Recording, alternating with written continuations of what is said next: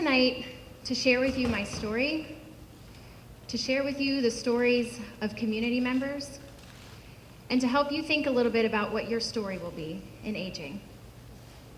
It's pretty rare that an individual knows by the age of 3 what they want to do with their life. But in my case, I never yielded. For me, it was always about older adults and about working with older adults. When I started my first job at the age of 16, it was in a nursing home. Like a lot of my friends, I was excited and didn't know what to expect. On my first day, I was thrown right into the mix. As it turns out, being a unit aide is less about activities and crafts and is more about filling staff shortages.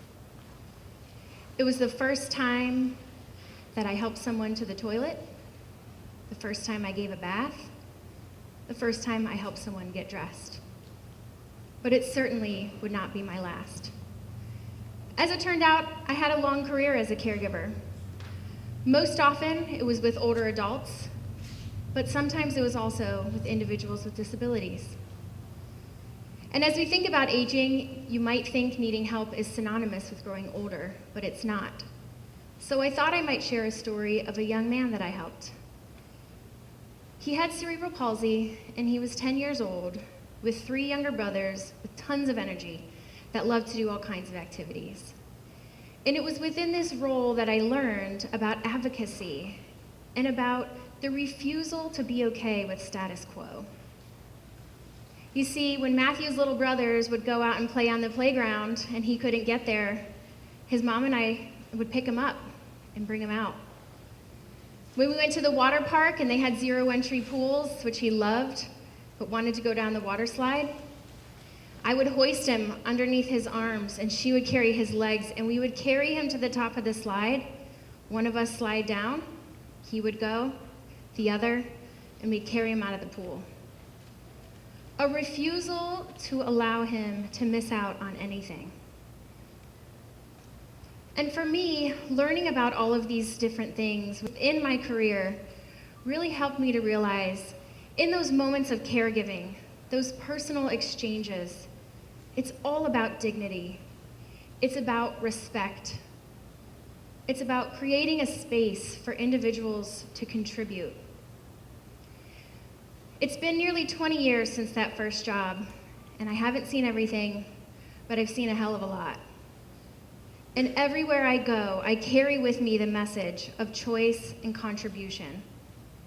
And I'm not an expert. I don't pretend to be. I don't say I am, but I am an activist. And I know what it's like to share the voice of those who are the experts. In our community, it's the older adults experiencing these things every day.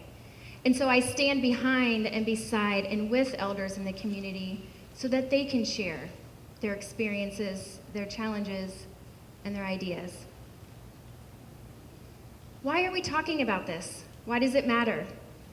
We're experiencing population aging like never before. And despite what the media might say about this crisis, or calling it a silver tsunami, I'm here to assure you that this is an opportunity for each and every one of us to engage with the wisdom that lives in our communities.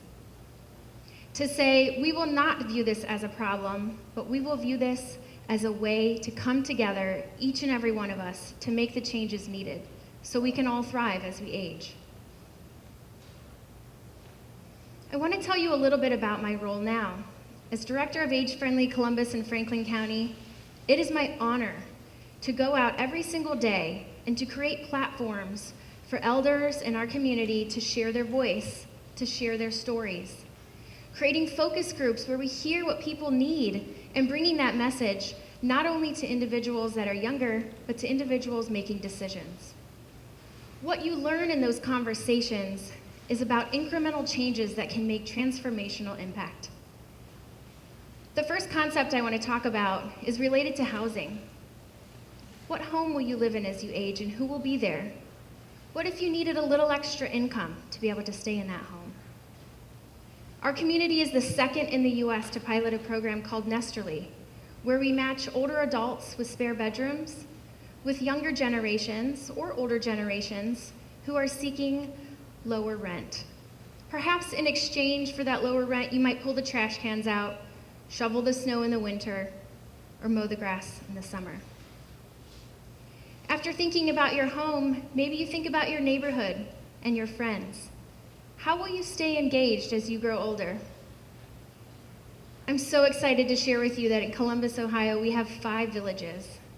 Villages are neighborhood-based nonprofit organizations that empower residents to remain in their homes by connecting them to their neighbors as volunteers. Not for hands-on services, they can get you that if you need it, but for changing light bulbs, for shoveling snow, for intergenerational interactions. If you can't climb on a ladder to change your light bulb, that should not be the difference between remaining where you want to age and moving. So what do you do when you're out in the community and you're constantly hearing challenges and ideas, when you're constantly receiving feedback? At Age Friendly, we gather that, we package it, and we go out into the community to say to our program leaders, to our policymakers, our funders, our elected officials, we say, here's what's happening in your neighborhood. Here's what you need to know. Let us help guide your work and strengthen your work by adding the aging lens. You see, as an elder resident told us, when I give input, I want to see change. And so that caregiver in me never relents. We will not stop until all of us together feel we have a voice that's respected and heard. I'd like for you to think a little bit about how you might age. What are those stories that you know? What stories have you heard that have been told that change the way you think about your own aging process? We know people want to remain where they are as they age, but we also know a lot of planning goes into that. Yes, financial is a piece, but it's also about that social connection. It's about understanding what your home offers or may not offer, what you can modify and what you can't. It's about thinking, if I had a crisis, there's someone I could count on. And so as we move along and Age Friendly, we share with you these stories.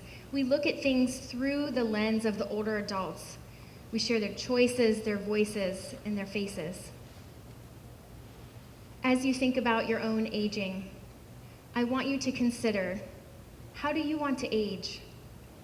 How can we help you think about the them and put yourself in the situation and bring it to the us? And if you haven't thought about it now, that's okay. But when you do, if you face a challenge, if you have an idea, if you're working with your parents or your grandparents or your neighbor, and you see something that needs changed, you come to us at Age Friendly. We'll always have a place for you at our table, and your contribution will always matter. Thank you.